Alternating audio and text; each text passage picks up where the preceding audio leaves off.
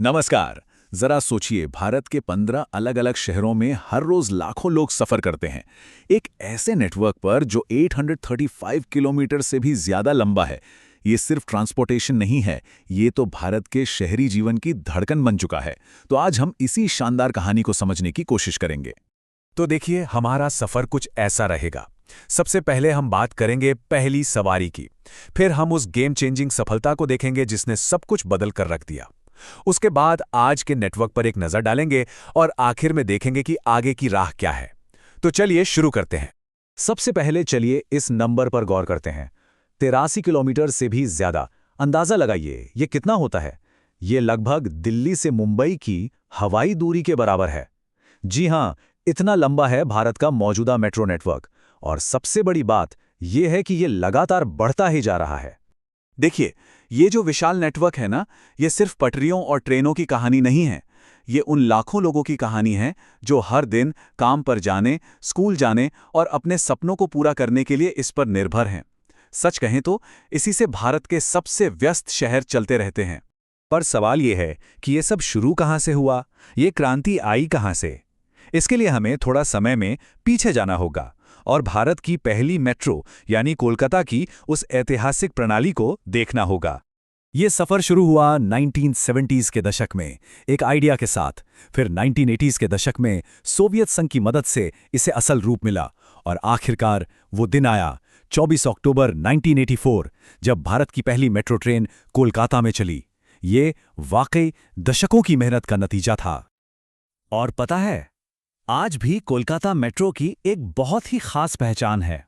ये भारत का अकेला ऐसा मेट्रो नेटवर्क है जिसे सीधे इंडियन रेलवे कंट्रोल और ऑपरेट करता है। बाकी जितनी भी मेट्रोज हैं उन्हें लोकल अथॉरिटीज चलाती हैं। तो कोलकाता ने तो रास्ता दिखा दिया, लेकिन जो असली गेम चेंजर साबित हुई वो थी दिल्ली मेट्रो। ये देश का दूसरा सबसे पुराना और अब सबसे बड़ा और सबसे व्यस्त नेटवर्क है। तो अगर हम देखें तो भारत की मेट्रो कहानी के दो हीरो हैं। एक तरफ कोलकाता मेट्रो, जिसने अंडरग्राउंड ट्रांजिट की शुरुआत की, और दूसरी तरफ दिल्ली मेट्रो, जिसने इस आइडिया को पूरे देश में फैली एक क्रांति में बदल दिया। एक था पायोनियर तो दूसरा था कैटलिस्ट। और दिल्ली मेट्रो की इस जबरदस्त कामयाबी के पीछे एक नाम है, मेट्रो मैन ई श्रीधरन। उनका जो लीडरशिप था वो कमाल का था। उन्होंने पब्लिक इंफ्रास्ट्रक्चर प्रोजेक्ट्स के लिए एक ऐसा नया स्टैंडर्ड सेट किया जो पूरे देश के लिए एक मिसाल बन गया। दिल्ली मेट्रो की सफलता इतनी बड़ी थी कि इसने एक तरह से पूरे देश में एक लहर पैदा कर दी। सिर्फ 2018-19 के दौरान ही नई मेट्रो परियोजनाओं में 1 ट्रिलियन रुपए से भी ज्यादा का निवेश किया गया। और उस निवेश का नतीजा आज हम सबके सामने है। चलिए एक नजर डालते हैं उस शानदार नेटवर्क पर जो आज पूरे देश में फैला हुआ है। इसका जो ऑपरेटिंग मॉडल है ना, वो अपने आप में सहयोग की एक मिसाल है। इसमें केंद्र सरकार के संसाधन और राज्य सरकार की लोकल गवर्नेंस दोनों मिलकर इन मुश्किल सिस्टम्स को बनाते भी हैं और चलाते भी हैं। और अब देखिए, ये नेटवर्क कहाँ-कहाँ फैल चुका है। दिल्ली में डीएमआरसी है तो मुंबई में एमएमआरसीएल, बैंगलोर में नम्मा मेट्रो।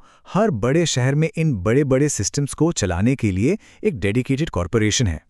लेकिन रुकिए, ये कहानी यहीं खत्म नहीं होती। भारत की मेट्रो क्रांति अभी भी पूरी रफ्तार से आगे बढ़ रही है। तो चलिए देखते हैं कि भविष्य में क्या होने वाला है। इस बात को समझिए, जो नेटवर्क अभी चल रहा है उसके अलावा 500 किलोमीटर से भी ज्यादा नई मेट्रो लाइनें बन रही हैं। ये मौजूदा नेटवर्क का 60% से भी ज्यादा है। अहमदाबाद, पुणे, इंदौर और वाराणसी जैसे शहर, ये वो अगली लहर है जो बहुत जल्द मेट्रो मैप पर आने वाली है। इससे मॉडर्न और तेज ट्रांसपोर्ट भारत के और भी कोनों तक पहुंचेगा। ये जो तेज विस्तार हो रहा है, ये हमें एक बहुत जरूरी सवाल पर ले आता है कि इसका हमारे समाज और हमारी अर्थव्यवस्था पर क्या असर पड़ रहा है। असल में ये सिर्फ एक ट्रांसपोर्ट सिस्टम नहीं है, ये तो आर्थिक विकास का इंजन है।